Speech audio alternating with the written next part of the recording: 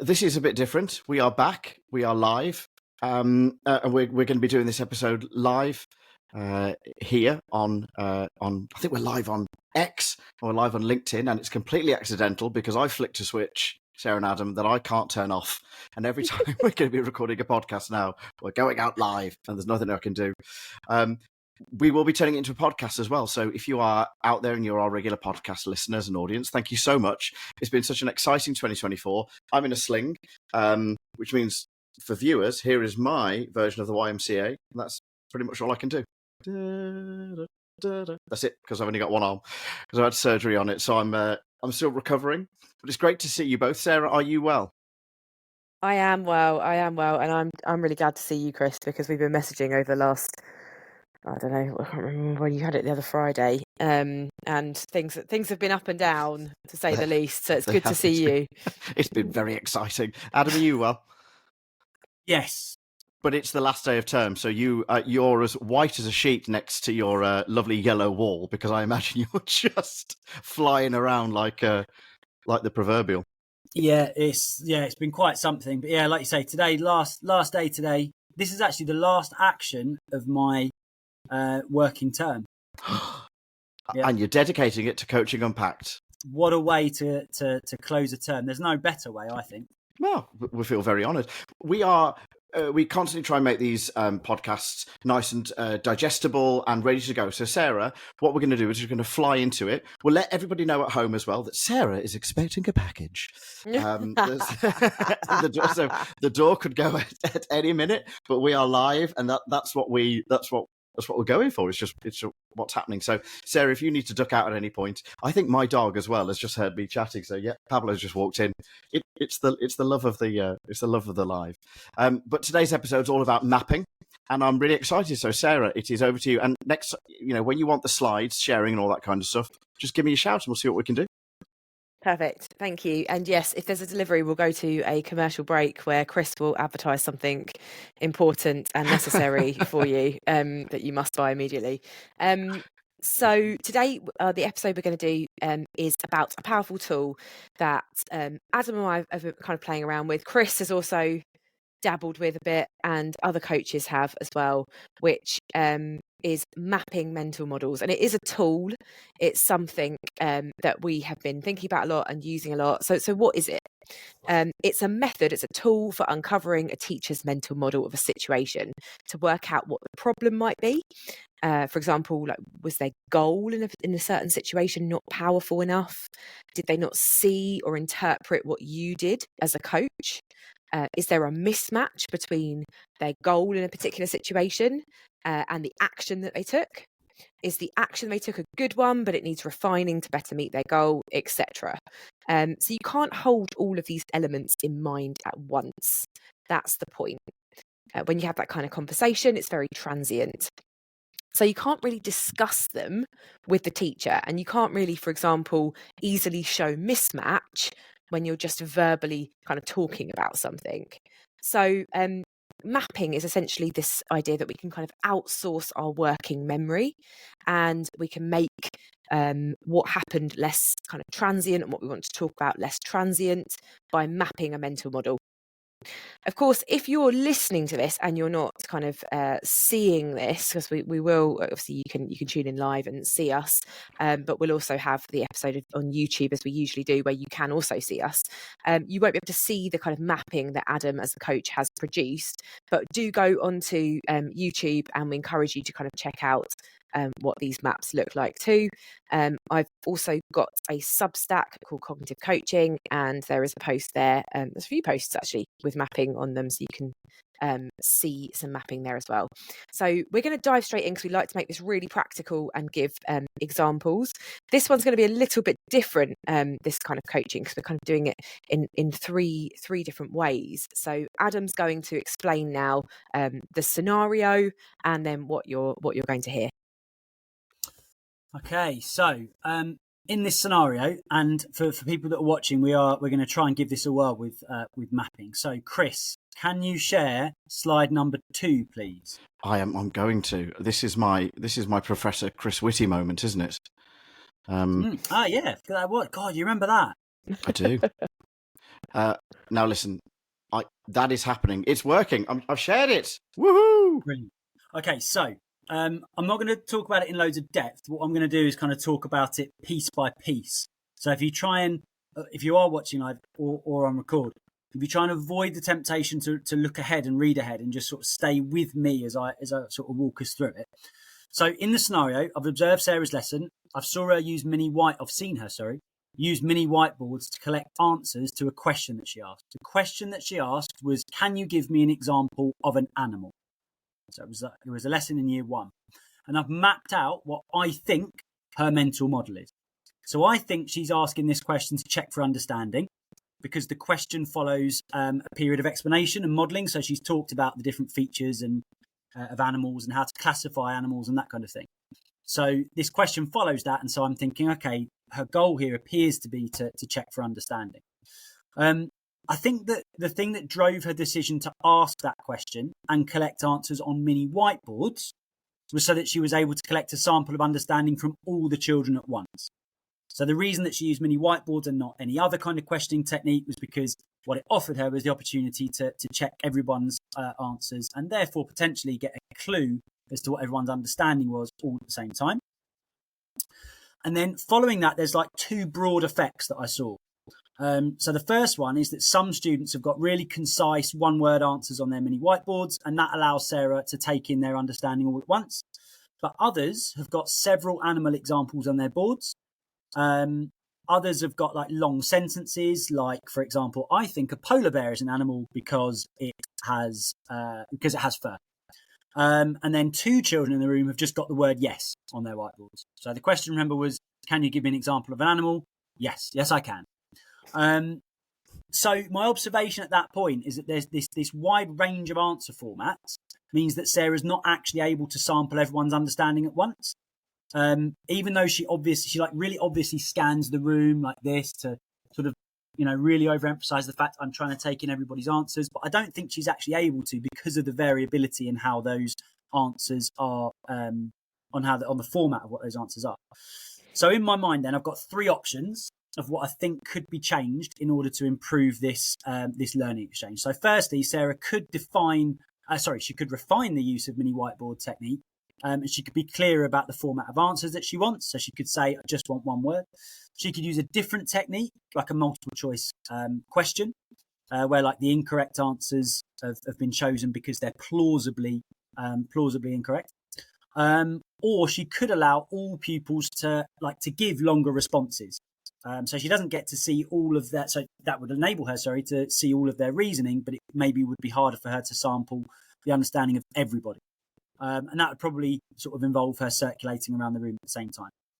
So my problem as a coach at this point is I can't really decide which of these directions I think we should go in the conversation until I understand what her goal was, number one, what drove her decision to set the question up in the way that she did. I've got the reason that I think, but I don't know for sure because I'm not Sarah, I'm not in her head. Although I imagine if we could all be inside Sarah Cottinghatt's head, that would be a magical place to be. Oh, there's a podcast. Agreed. That's a book. No, God. It is. Come on. Probably like a library, actually. Sarah Cottinghatt Bodleian. That's what it is. I'm what's in my head at the moment is just sort of swearing at Adam for saying that, I think. So yeah, I can't do any of this stuff because I don't know what her goal was. I don't know what drove her decision to set up the question in that way. And so really, all of these things, they're all features of Sarah's mental model. And so before I do anything else, I need to surface what her mental model actually is. And so I do that through the conversation that I have. And what that then enables me to do is compare her mental model with mine.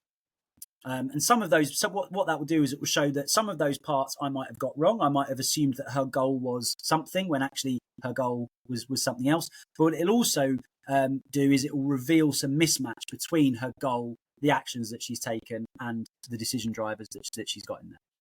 Adam, can I just jump in here for 1 second and reassure everybody listening and watching at home, or in their car or on the bus or grief on a plane, who knows, people could be jet setting right now, that we if they'll be able to head to the link we'll put on the podcast. It'll take you to the Edgepulse website where they'll be able to see these mental model maps that you've done, and be able to a bit like all the other episodes where we've put some resources out there, they'll be able to see these, because it is quite an intangible thing to get in your mind if you can't see it written down. So if you're just listening to this, please don't worry. There will be some resources for you to cling on to, because it's quite important, I think.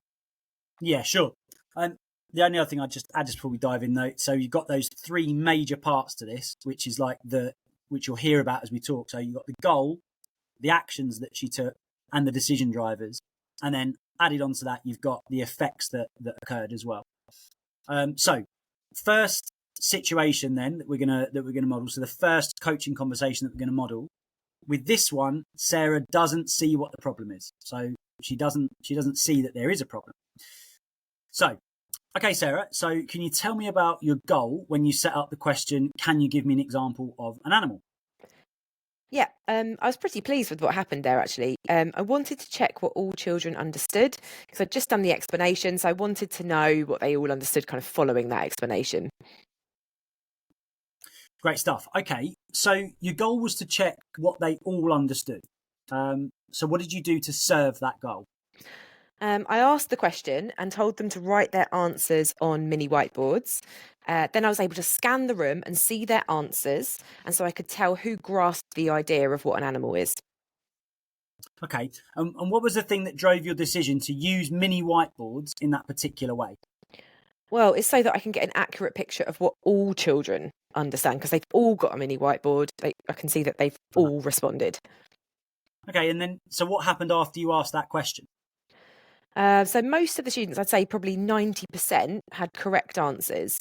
A few I wasn't really sure what they'd written, because there was more written on the boards than I could kind of take in. But I knew that 90% had got it, so I could safely assume that the rest had as well. So I kind of moved on with the lesson. Okay, so I'm going to jump in here, if that's all right, because here I can see that Coachy Sarah doesn't really see a problem with the technique. So in this situation, Adam, how do we get a coachee to see the problem they don't originally perceive in this scenario? It's a really good question. And like, I think this is one of the most, probably the thing that I think coaches think on probably more than anything else, actually, is like, if someone doesn't see what the problem is, how do I kind of get them to see it, but in a kind way, but I still actually need to make sure that they do see it. So like in this situation, so Sarah recognizes that some pupils have got too much written. So it's too much written for her to be able to evaluate their understanding, but she doesn't see that as a problem. So she sees what's happened, but she hasn't interpreted it as a problem. So sometimes when we talk about awareness, we talk about, have they seen the same, has the teacher seen the same thing as the coach, or have they missed it? So if they've missed it, then they just haven't seen it at all. But then sometimes you've got this one that we've got now, which is that we've seen the same thing, but we've interpreted it differently. And Sarah hasn't interpreted this as a problem.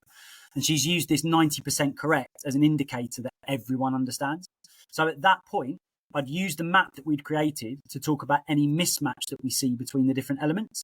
So I would probably zoom in on the mismatch between the goal and the action. And I would evidence that mismatch by using the effects that we both saw. So, okay, so I'd zoom in on the goal, which was for all children, to check all children's understanding. And the action that she took was the mini whiteboards. And set up in the way that she has, I don't think it has served her goal, because we've got this problem as on the effect, in that some of those children, they haven't got concise answers, and so it's not clear what they understand. Okay, so where are we up to here? I just want to sort of come in there, because I've watched Adam use mapping with a teacher in a real coaching situation the other day, and this doesn't happen all the time. Adam will say this doesn't happen all the time, but something kind of magic happened. Mm-hmm. Chris, you would have loved this. So Adam mapped, just like he has done, but the situation with this particular teacher, and he just asked the question, how does your action serve your goal? And because it was right there in front of the teacher, and the teacher had agreed that those were the actions and that was his goal, and it all come from the teacher, he didn't he, Adam? He just literally went, it doesn't. Yeah. He saw the mismatch immediately, Chris, and he went, it doesn't. And then he like grabbed the pen, because Adam's, works in a primary school and he's got these lovely flip charts with pens and everything.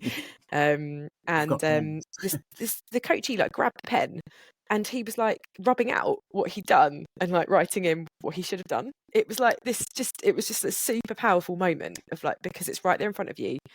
They've said it. They can see it. It's mapped. Yeah, can I hijack that as well and just say I do love that, because that happened to me when I did an accidental coach. I was looking at this mental model, the mapping idea, and I was going to speak to my accidental coachee, but a safeguarding thing happened, so I couldn't. I had to be in another part of the school, and I just said, just follow this map and just draw out what you think happened in the lesson, and I'll catch you. And he came to me the next morning and went, don't need to see you this afternoon, because actually I figured out what was wrong, so can I see you tomorrow instead when I've ironed it out? And without even, it's so intuitive, without even me needing to give him the key of what everything was, he followed a mapping idea and found his issue before I was able to guide him through it. That's how powerful this is. It was, astonishing. Yeah, and those might be quite rare sort of instances, Adam. But we're not suggesting this will definitely happen, but it does heighten awareness, doesn't it? I think because so. It's mapped out. Yeah. Well, I think the key with it as well, though, is that if that doesn't happen, like if they're just looking at it and going, yeah, I see it. I see the map that we've drawn. Like, how do we then direct their attention to the fact that that there is a problem there? So, like in this instance, I direct Sarah back to the goal and I go, okay, Sarah, let's revisit that goal there. Mm-hmm. What did we say the goal was? And so I get her to repeat it back to me, and I go, okay, the key word that's jumping out at me there that I think makes this a really powerful goal is the word all. You want all students. That's super powerful because that encapsulates everybody that's in the room. That's a brilliant goal. Okay, so hold that word all in your head. Now let's look at the effects that we had. Did we meet that goal? Like at that point, it's irrefutable. It's like, well, okay, no, definitely the goal hasn't been thoroughly met. Like it's been pretty well met. You got 90% of the kids there, but that's not the goal. The goal was all mm-hmm. students. So then by directing Sarah's attention first to the goal, hold the attention on the goal. Now we're going to direct the attention on the effect. Now we're going to come back to the goal. Because we've mapped it in the way that we have, I'm able to move Sarah's attention from the goal to the action. From the goal to the effect without having to get hung up on the action. And I think what happens when you don't map is I think you end up having to talk about lessons in a really linear fashion. So I did this, then I did this, then this happened, then this happened, then this happened. Because the narrative supports you remembering and therefore being able to talk about what actually happened. By outsourcing that, which is what Sarah said at the start about outsourcing working memory, by outsourcing the events and the goal and the decision drivers onto a flip chart, a piece of paper, a screen in this case, it enables us to jump between the bits that are most closely aligned at any given moment. And in this situation, the alignment or the misalignment is best revealed by looking at the goal and the outcome. Yeah. The goal and the effect. So that's where you see the mismatch. And it makes it less personal as well. Like you look at that and you aren't being criticised. You can see it right there. If it's down in black and white and you've co-constructed this map, then you're like, wow, well, yeah, it's nothing against me. This is just where it is. It's nice. Yeah, nice. Exactly that. Right, should we have a go at situation 2 then? Yes. Yeah. Is this a next slide, please moment? Not yet. I don't think. Right. Well, so that's how well we practice this. Yes. You can't pause a live, can you? No, you can't. So this one is characterised by a lack of situational awareness. So Sarah's got a lack of situational awareness on this one. Okay, so Sarah, what happened? And sorry, just to be clear, I'm going to pick up at kind of midpoint in that previous conversation as well. Okay, Sarah, so what happened after you asked the question, can you give me an example of an animal? I was pleased with this bit. They all had answers on their whiteboards, and it was clear when I scanned that everyone understood what an animal is. Brilliant. Okay, Chris, now can you go on to the next slide, please? Next slide, please. Next one. Oh. There we go. Are you sure? That's like slide 3. Yeah, that's fine. We'll work with that. I think that's where we want. Listen, this coaching stuff, like I said, it's magical. It is. Okay, so Sarah, I definitely saw some boards that had really good answers on them, but I also saw some interesting things that I'd love to get your thoughts on. Yeah, go ahead. Okay, so Frank had written a really long sentence explaining his answer. Sorry, Frank. Frank had done that. Sorry, that just really tickled me. Baby Frank. We've got some Franks in my school. Frank had written a long sentence, like explaining his answer. Penny had done something similar, and then there were 4 other children who'd also done that same thing. Yemi and Maya had written the word yes, which I thought was a pretty interesting interpretation of the question. Like, can you give me an example of an animal? I thought that was really interesting. I didn't actually notice that. I didn't see that on their boards. Okay, so layperson coming back. How do you build someone's situational awareness in this instance? Do you just tell them, because they're professional, you're about to tell them they didn't notice something that happened. How do you build that without crushing them? So I think that's like first of all, it's really important to recognise here is just the difference. It may be obvious, but just in case it's not, the difference between this model now and the previous one is that Sarah's only spotted one of those effects. Right. So it's different from the previous model. In the previous model, she's seen both effects. She's just interpreted them in a way that doesn't really align with it doesn't align with reality ultimately. Whereas with this one, she just hasn't seen the other effect. She's only seen one of the effects happen. So your question, like how do we kind of make her aware of that without kind of crushing her? I think that again, it's a really difficult balance to get. But I think the key to it is about revealing it slowly and really allowing Sarah to kind of see that for herself. But probably, let me rephrase that. Let me come back a step, actually. I think actually that the real key to it is to be honest with Sarah about how awareness works. Like when I'm the coach and I'm going into someone's class, my lens of awareness is necessarily broader than theirs. So if Sarah's the teacher, she's got all of the complexity to deal with in that teaching situation. We know classrooms are super complex. If Sarah was aware of everything that was going on in that room, there's no way that she would be able to teach effectively because she wouldn't be able to like narrow her focus and go deep on the real minutiae of the lesson. So she has to, as the teacher, narrow her focus. So it's necessarily narrow. Me as the coach, I don't have that same pressure. I don't have the same complexity in my role because I'm not actually having to do the teaching. So my lens of awareness can be much wider. Now, when you explain that to people, I think what it does is it makes it entirely logical that there will be things that the coach has seen that the teacher hasn't seen. So hopefully it's therefore fairly reasonable to say that it's not a criticism of you for missing it. Obviously, you've missed some stuff that I've seen. If we'd have seen the same stuff, or actually you'd have seen more than me, then there's an issue with me as the coach and my awareness. So I think just making that point that it's entirely normal for teachers to not notice as much as the coach is super, super important. Nice. That's really nicely put. Yeah, and I love how you describe that as like a wider lens that the coach brings to it, because that is the value, that a part of the value that a coach brings to a teacher's teaching, isn't it? And I also really like the way that these two scenarios kind of are about situational awareness, because situational awareness, as it's been defined, is like not just like you say noticing, but also interpreting and this kind of like near prediction as well. It's like got 3 elements to it. Mm-hmm. So that first scenario, like you said, Adam, was about that interpreting, saw the same stuff, interpreted it differently. This one's about the actual noticing, which is obviously really important when you're doing this particular technique. So it's something that you as a coach really have to kind of heighten my awareness of. But what would you say like you would coach on then in this situation that would help me with my situational awareness when I'm using mini whiteboards? I think with this one, I would essentially, I think we'd focus on, we'd come back to that goal and go, are we happy with the goal? Yes, we are. Does the action serve the goal in its current format? No, it doesn't. But is the action being driven by a decision driver that is also powerful and aligned with the goal? Well, yeah, it is. So in that case, like, what do we tweak about the action to make sure that it matches both the goal and the decision driver more accurately? And I think it's a case of like standardizing the format of the response in this case. So I think I would probably suggest that what we do is work on making the type of response that we want from the children really, really clear.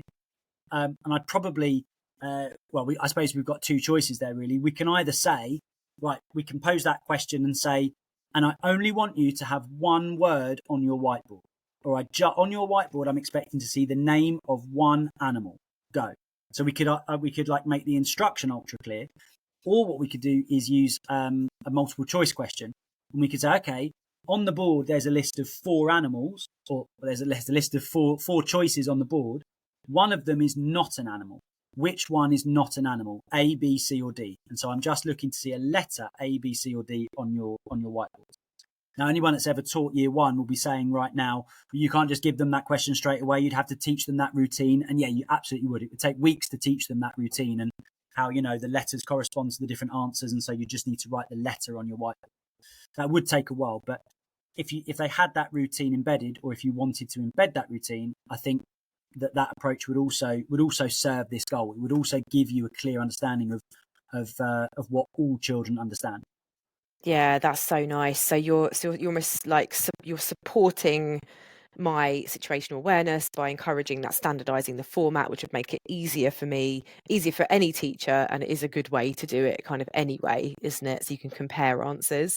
That's great. Or there is an alternative that we could do as well. And I think like when a coach can think of alternatives, that sometimes there isn't an alternative. Sometimes it is just like this is the best approach. But sometimes where there is alternatives, I think it's really, and the coachee can cope with this level of kind of this sort of deep dive and more than one option.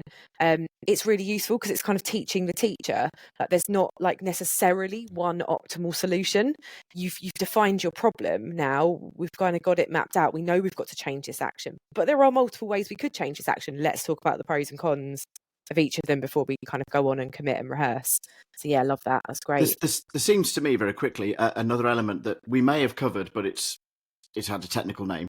There's another awareness that we need to have, which is how quickly we can assimilate the information ourselves. So we're as teachers in the classroom, not only are we assessing what the children know, we're having to do it in a way that we can get it really quickly. So that was, sorry, Pablo's come to join us. And so Adam's suggesting it's just letters, because that is actually helping me assess the room a lot faster. It's helping me cut through the complexity of the environment.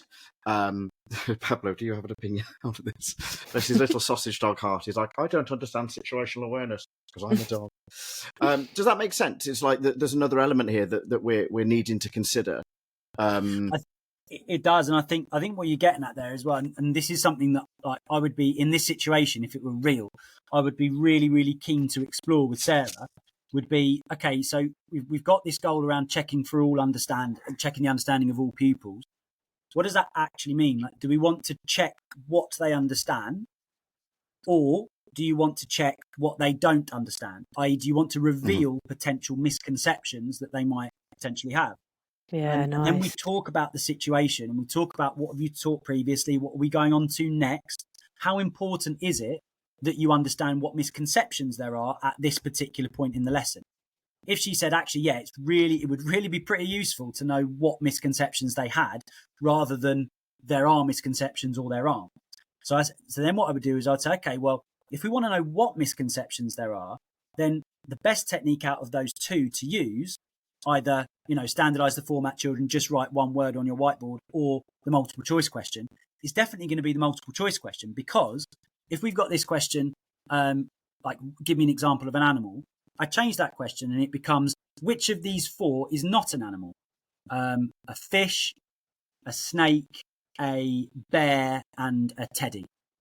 Now, if a child puts fish and says, oh, the fish isn't an animal, or just writes the letter that corresponds to fish, a fish isn't an animal, then I look at that and I think, you probably think that all animals have to live on land. If they put snake, I think, you probably think that all animals need to have legs. If they put that they think that the teddy is an animal, then it's like, well, do you also potentially not understand that all animals have to be living? So you see, out of all of those options, each of them reveal to me a different misconception that is likely to be in place. So now I've gone beyond checking that all students understand, and I've gone into checking what students understand. Yeah, nice. That's really nice. And that's a really good, like, it shows how complex even like quite a quite how complex and nuanced even like quite a simple looking thing can be. I just want to quickly cycle back. I know we're going to do our third situation in a second. Just want to quickly cycle back to what you said, Chris, because I think that is such a good point around like managing complexity in the classroom.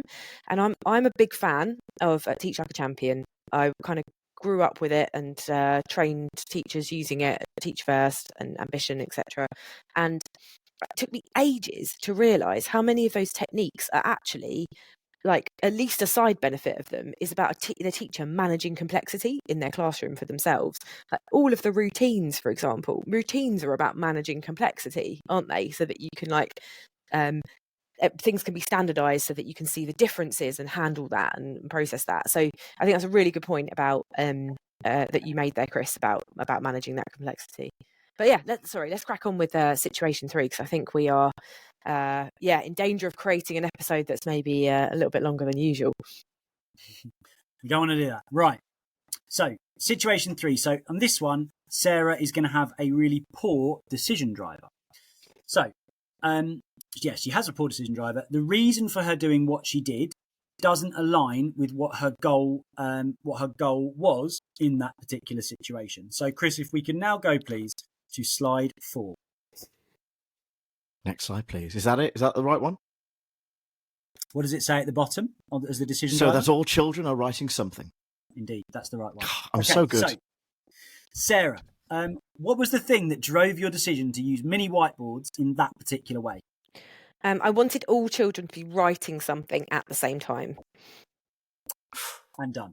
So, what that really ultra short exchange has revealed to me as the coach is that Sarah's got a weak decision driver.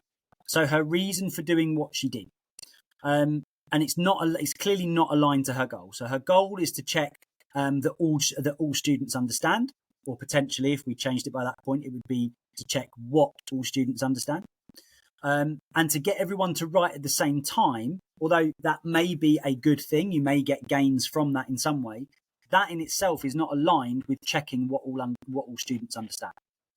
So in this particular scenario, I'd coach Sarah to strengthen that decision driver.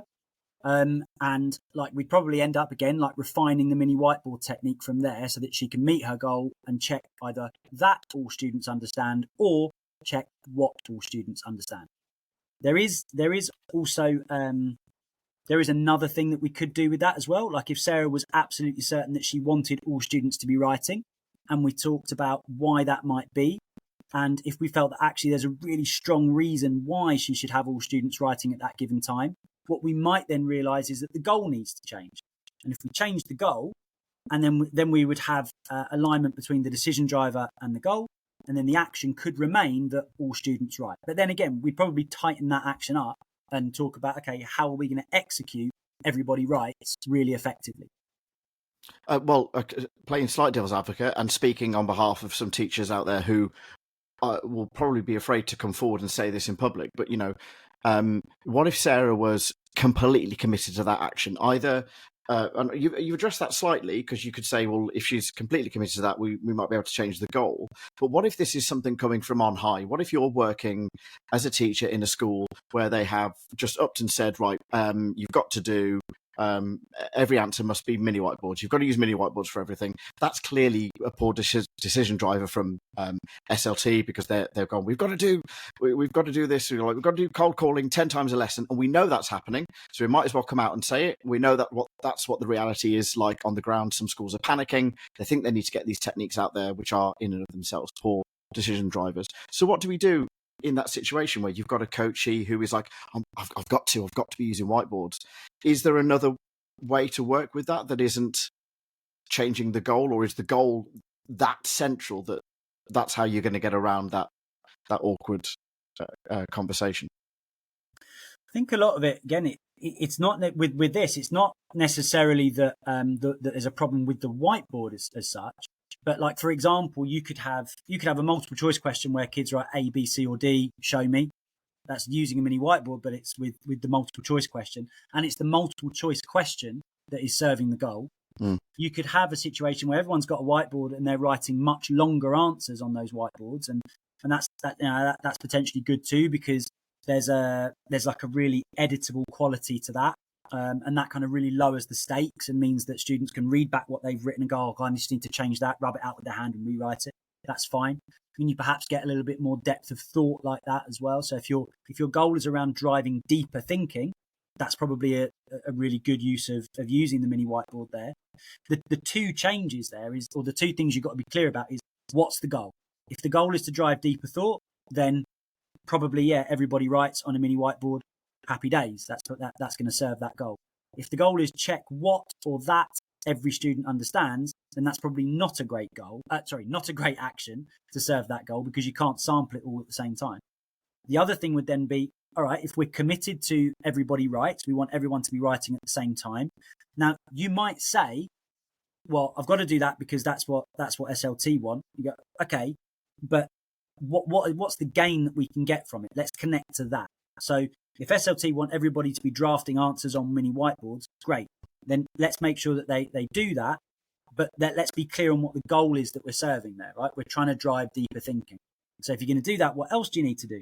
And Sarah would tell me at that point, probably, well, if everybody's writing like that, I guess it gives me time to circulate around and give support with that drafting process during that circulation. And I go, yeah, fantastic. That sounds like a really purposeful thing to do.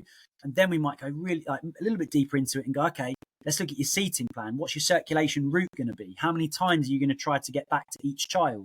Are there any children you're going to try and get back to more regularly? What are you going to do if you come across a really good answer that you want to share? What kind of answer would be a good answer that you'd really want to share? What sort of feedback are you going to give? Is it going to be super actionable? What does an actionable piece of feedback look like? So there's so far you can go with it. If teachers do say to you, no, it's got to be this because this is the policy from SLT, that in itself shouldn't stop a really purposeful, reflective coaching conversation from happening. Yeah, that's nice, Adam. That makes a lot of sense. Kind of, there is always a when, like when should you do these things, and yeah, I think that's important for SLT as well. I know there's loads of thoughtful SLT out there who are thinking about just this stuff. But just to kind of sum up then around mapping, which Adam has really kind of demonstrated throughout this conversation, and Chris has picked up on these questions. It's got benefits. But it is a tool. You don't always need to map. I had a brilliant coaching conversation with a teacher the other day, and I literally said to her, like, how did this part of your lesson go? And she was like, I think this is the problem. I did this, and I think I should do this, and like, can we rehearse a bit of that? And I was like, yeah, that's kind of exactly what I was thinking. This is great. Like, sometimes you don't need to map it out, although we did end up mapping at the rehearsal stage, because we were trying to think about what the different iterations of the routine that we were rehearsing were, and like, if this happens, what would she then do? And then we couldn't hold that in our heads, so we mapped. So you don't always have to use it, but it can be really useful. When and why is it useful? Well, Adam's shown us it's useful for like outsourcing working memory. Adam's explained how you can like jump to different parts of the map. You don't have to think in this like linear way to hold a narrative in your head. You can kind of compare different aspects. That has the benefit of kind of showing potential mismatch as well, exposing the problem, examining the goal, all of this kind of great stuff. Chris picked up on how it kind of depersonalizes it as well. We've kind of co-constructed this map, and like, I've agreed like that's what I did and that was my goal. So I'm not kind of fighting against it. It doesn't feel like it's an ego thing for me necessarily, or less so. It's something we're looking at on paper. And Ollie Cav writes a lot about this idea of this kind of like depersonalization, of like putting it out there for you to look at. And I think that's a really powerful aspect as well. Anything I've missed about the potential power of mapping? Well, I mean, from my point of view, it's part of that shared language concept. When I first was introduced to coaching, Adam was just like, it'll take you a year to set up your shared language in your school. And I feel like this is part of that shared language, because once you start communicating with each other in this way, the maps are a kind of way of offloading that part of the working memory in a sense, but also they're a kind of a tangible conversation driver. You're able to put the conversation in that route, and eventually coach and coachee you'll start talking, I imagine, in mental mapping ways. You'll start to have kind of decoded this really complex situation into if-thens that you can have an instant conversation on, and potentially your coaching sessions become shorter, and everybody gets all the time back that they need, and you've made a massive impact. That for me is my big takeaway from mapping today. The only thing I would add as well is that, like, Sarah's absolutely spot on when she says you don't always have to map. But I think what I would possibly add to that is you don't always have to draw the map. But actually, in a conversation that goes, sometimes conversations go a little bit like this, where like Sarah exemplified with her coachee recently, where they say, "Oh well, I was trying to achieve this, and so I did this, but this happened, which is clearly caused because of this." So, for example, if you had a teacher that said, I wanted to explain how to do this. My goal was to explain really clearly how to do this particular task. So what I did to enact that was I gave this practical demonstration. But actually then when they went to try and do it themselves, like, they were completely lost and they couldn't remember the first thing that I'd said. So I'm guessing the reason for that, like the only reason surely for that would be because maybe the explanation just went on too long. There was just too much in the explanation. So therefore, I suppose I should just like chop up the explanation into smaller pieces. I would say that person has still mapped it, but we just haven't had to draw it, because sometimes when the map does work in quite a linear fashion, it goes from goal to action to cause and effect, and we go, okay, well the cause and effect wasn't what we wanted because there's a problem with the action. Goal's fine, so we just need to change the action, and that will give us a better effect. And I think when you have those instances, yeah, like spending the time drawing that out, and you almost slow it down too much. Then you go, oh, stop. Let me write that or draw that. I don't think it's always necessary, but yeah, perhaps like a mental map going on is fine.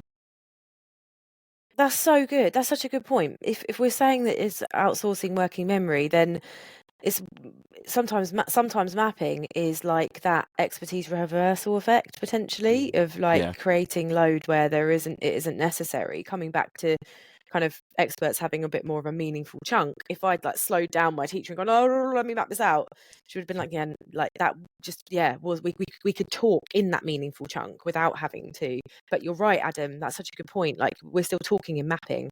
And your point, Chris, just made me think about how, like, if I was training coaches, and a lot of teaching and learning leads have come to me and said, like, I don't know how to train my coaches. Like, I don't know how to do it, and I don't know how to get my coaches to appreciate this idea of adaptiveness and complexity, and like in your training with coaches, provided you can find that time together, like, building a map of the technique that they're going to drop in and look at on different techniques is really powerful, because then they've got the goals, they've got the when they should be seeing the techniques and how those techniques can be playing out. So just a last kind of shout out to Adam's maps, and having a look at, as Chris says, at Adam's mapping to see what that looks like and the components of a map.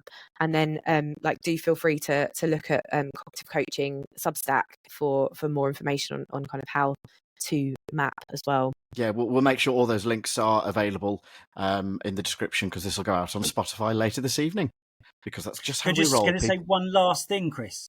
Is that all right? Just because I think it's... Yes. Thank you. Only because I just think it's only right. Although, like, yeah, we've been doing loads of stuff together on this mapping, but ultimately, like, this is... So much of this has been pushed through and driven by Sarah's thinking, and correct. Much of that thinking is like incredibly generously distilled into her Substack and pretty much everything else that she puts out on social media and the like as well. But genuinely, like, your thinking it's pushed my coaching like no end, and I know it's had that same effect on others as well. So we as a sector, I believe, have a huge debt of gratitude to you for doing the thinking that you've done. Indeed. And others as well, I know. Merry Christmas. Here's some mapping. Well, I've learned so much from you guys, and to be honest, let's get a bit soppy. I was going to do a little thread on Twitter saying thanks to you both. What's that? Good. A bit of clapping, Sarah. I don't know. Did I do that? No, you didn't. Yeah, you did. Your thinking has driven so much that we got some clapping. Isn't that brilliant? That, Chris. Yeah. Yes. I thought it was like when you're on Teams calls and you do a thumbs up and then all the little thumbs come up. I thought I'd said something that like triggered it. Anyway, just wanted to say a big thank you to both of you, because it's just I'm loving this. I'm learning so much about coaching from these episodes, and I can't wait for next year and even more. Absolutely. Yeah. Well, this is 2024 done for us for Coaching Unpacked, which didn't exist back in January 2024. So it's been, for me, it's been a complete crazy journey that I'm looking forward to entering 2025 with all of the things that will bring me, with this kind of this brand new appreciation of coaching and what it can bring. So thank you, Sarah. Thank you, Adam. And thank you to all of you listening and watching at home. It's been great. You've pushed up our ratings no end. So thank you for that. It's been brilliant. It's been lovely to get to some numbers. And please, we know that some of you get in touch with me, you get in touch with Adam, you get in touch with Sarah. Just keep communicating, keep suggesting, because whilst we've got loads of ideas for episodes, and 2025 is going to be massive, if you've got something you'd like us to explore, just message us. We're all of our Twitters. In fact, all of our X's are down below. We're all on Blue Sky as well. Just drop us a line and just mention it, because we can't unpack things that aren't there. That's a good phrase, isn't it? You can't unpack what isn't unpacked. Packed. What isn't packed? Well, that was Hang on. Well, I think, guys, it's time to sign off. Yeah, that wasn't there. Listen, it's been an absolute joy to see you both. Have a very Merry Christmas, a festive season, and a Happy New Year. And Same to you. Merry Christmas to everybody out there. We'll see you in 2025. You too, Chris. Get better soon.